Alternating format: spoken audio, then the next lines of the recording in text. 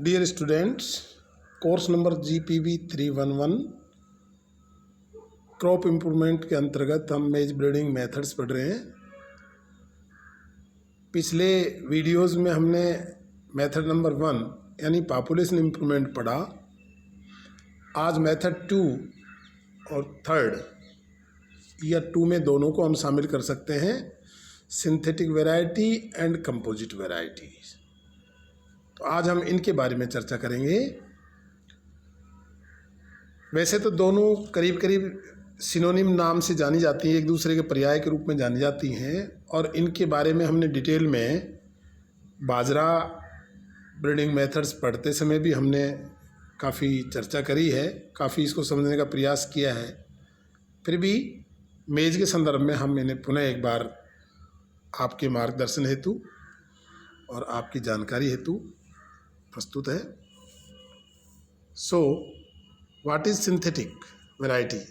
The term synthetic variety has come to be used to designate a variety that is maintained from open pollinated seed following its synthesis by hybridization in all combination among a number of selected genotypes which have been tested for combining ability.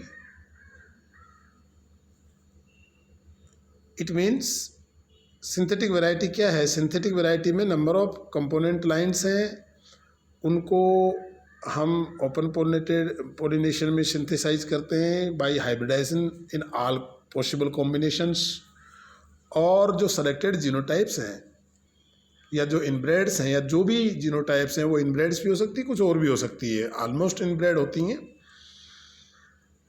खास बात यहाँ ध्यान देने की है कि उनकी जो भी पेरेंट्स यूज हो रहे हैं, जो भी जीनोटाइप्स यूज हो रहे हैं या जो भी इनब्रेड्स यूज हो रहे हैं, उनकी कंबाइनिंग एबिलिटी टेस्ट पहले ही किया जा चुका होता है। उसके बाद ही इनको हम सिंथेटिक वैरायटी के डेवलपमेंट में इस्तेमाल करते हैं। तो ये कंपोनेंट क्या क्या हो सकते हैं? The components of A synthetic variety could be, हो सकते हैं, नंबर 1 इनब्रेड्स। यूजुअली सबसे ज़्यादा जो इस्तेमाल होती हैं वो हैं इनब्रेड्स। और इनब्रेड्स आप जानते हैं इनब्रेड्स क्या होते हैं? जिनमें सेल्फिंग, बार बार सेल्फिंग करके होमोजाइगस लाइन डेवलप की जाती है, that is inbreds. Clones, mass selected populations और वेरियस अदर जीनोटाइप्स और मटेरियल्स में be involved to synthesize a synthetic variety. The component units और दीज इनब्रेड लाइन्स और अदर लाइन्स और genotypes are maintained in isolation so that the synthetic may be reconstituted at regular intervals। यानी जो synthetic variety है उसको नियमित अंतराल पर उसको पुनः संश्लेषित किया जा सकता है, दोबारा तैयार किया जा सकता है। इसके लिए इनकी जो कंपोनेंट लाइन्स हैं, चाहे इनब्रेड्स हैं चाहे कुछ और हैं, जो भी जीनोटाइप्स हैं, जो इनके पेरेंट्स हैं, उनको आइसोलेशन में मेंटेनेंस, उनका रखरखाव किया जाता है। जब भी आवश्यकता पड़े दोबारा से उस जो सिंथेटिक वैरायटी वो तैयार की जा सके। इन मेज फर्स्ट इनब्रेड्स आर डेवलप्ड, सबसे पहले इनब्रेड डेवलप किए जाते हैं, which are to be used as component lines, जिनको हमने कंपोनेंट लाइन बोला है, पेरेंटल लाइन्स बोला है। Selected on the basis of combinability test, किस आधार पे? कंबाइनेबिलिटी टेस्ट के आधार पे उनको सिलेक्शन किया जाता है।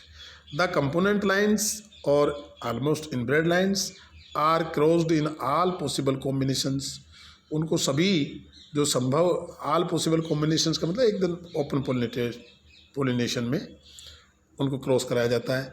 This intercrossed seeds are called as S0। तो ये जो ओपन पोलिनेशन में जो बीज प्राप्त होगा पहली बार, वो S0 कहलाएगा। Then equal quantity of seed from all crosses is composited. जो S0 में जो हमें बीज मिला, प्रत्येक क्रॉस से हम जो है बराबर बराबर मात्रा में बीज लेते हैं। And mixture is allowed open pollination in isolation. इस मिक्सचर को फिर बॉय करते हैं, फिर इनको अलाउ करते हैं ओपन पोलिनेशन के लिए in isolation. And seed is harvested, और इस प्रकार से इस सीड को हम हार्वेस्ट कर लेते हैं। दिस बिकम्स S1 जनरेशन, इसको हम कहते हैं S1 generation. In absence of reconstitution of a synthetic at regular intervals, the population becomes an open pollinated variety. अगर हम इसको जो है ना बराबर बराबर अंतराल पर दोबारा रिकन्स्टिट्यूशन, इसका पुनर्गठन या एक तरह से दोबारा इसको तैयार नहीं करनी है, तो ये पॉपुलेशन धीरे धीरे जो सिंथेटिक वैरायटी है वो धीरे धीरे क्या बन जाती है, ओपीवी बन जाती है। ओपीवी बोले तो ओपन पोलिनेटेड वैरायटीज। अब method third, composite variety. What is composite? Basically concept of composite variety in maize originated in India। मक्का में जो कंपोजिट वैरायटी का जो नाम है वो सबसे पहले इंडिया में आया। Composite varieties in maize are generally derived from the varietal crosses in advanced generations. These are usually developed from open pollinated varieties or heterozygous populations or germplasms which are generally not been subjected to inbreeding or have not been tested for their combining ability। ये यहाँ पर ये समझाया गया है कि कोई भी हेट्रोजाइगस पॉपुलेशंस जिनकी इनब्रीडिंग भी नहीं हो, जो subject not been subjected to inbreeding, जिनकी जो इनब्रीडिंग के लिए भी मतलब नहीं तैयार की गई हो, और जिनकी कंबाइनिंग एबिलिटी टेस्ट भी नहीं किया गया हो, उनके मिक्सर को हम ओपन पोलिनेशन में रखते हैं। यही कंपोजिट्स है।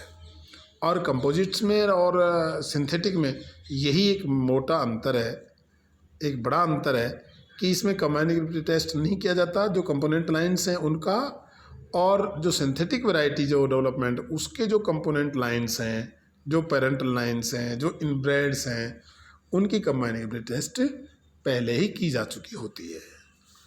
सो आगे चलते हैं। These composites often show A high order of heterosis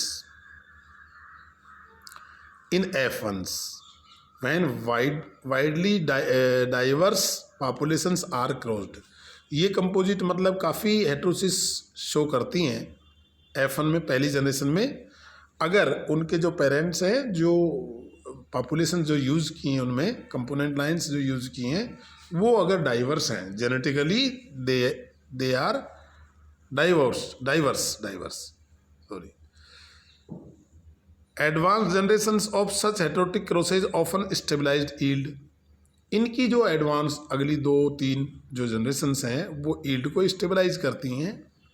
journal combinability and additive gene effects play predominate role in exploitation of these populations. यानी इसमें GCA और एडिटिव जीन इफेक्ट्स प्रीडोमिनेट्स करता है। द डिटेल ऑफ स्टेप्स कैसे तैयार की जाती हैं। नंबर 1, ये कंपोजिट्स की बात चल रही है। Screening of genotype germplasms by evaluation of several locations और years to identify the sources having adaptability, desirable agronomic attributes and resistance to major diseases and tolerance और रेजिस्टेंस टू मेजर इंसेक्ट्स। तो सबसे पहले हम उनकी स्क्रीनिंग करते हैं। जो जर्मप्लाज्म हमने यूज़ करना है एट सेवरल लोकेशन, भिन्न भिन्न स्थानों पर, भिन्न भिन्न जो कहते हैं जोन्स में और अलग अलग ईयर्स में, और उसमें हम ये आइडेंटिफाई करते हैं अडेप्टेबिलिटी के लिए, एग्रोनॉमिक जो कैरेक्टरिस्टिक्स है उसके लिए, और रेजिस्टेंस के लिए, जो मेजर डिजीज और इंसेक्ट पेस्ट है उनके रेजिस्टेंस के लिए। Number 2, making all possible crosses among selected superior genotypes or top crossing with a varietal complex of screened based varieties। जिनकी स्क्रीनिंग की गई है, जो उनमें से अपने सुपीरियर जीनोटाइप्स छांटे हैं, उनको ऑल क्रॉसेज या तो टॉप क्रॉसिंग के थ्रू है ना, या all possible crosses among selected, open pollination के थ्रू हम उसमें क्रॉसेज बनाते हैं।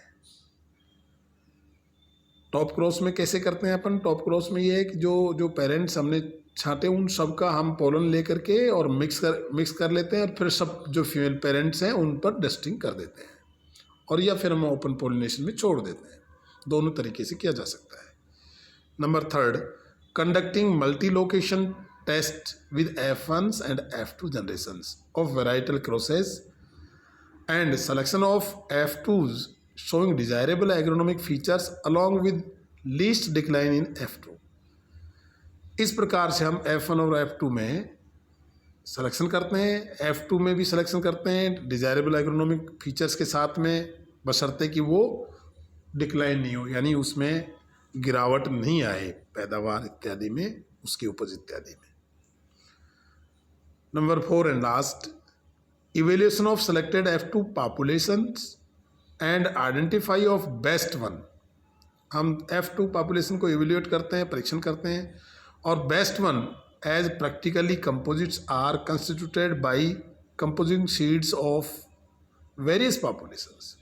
उनमें से प्रत्येक में से बेस्ट अपन छांटेंगे जितनी भी पॉपुलेशंस हैं, and allowing the mixture to stabilize under open pollination along with some mild selection in isolation. फिर उनको हम ओपन पोलिनेशन के लिए अलाउ करेंगे, और कुछ सिलेक्शन हम कुछ हद तक आइसोलेशन में भी रखेंगे।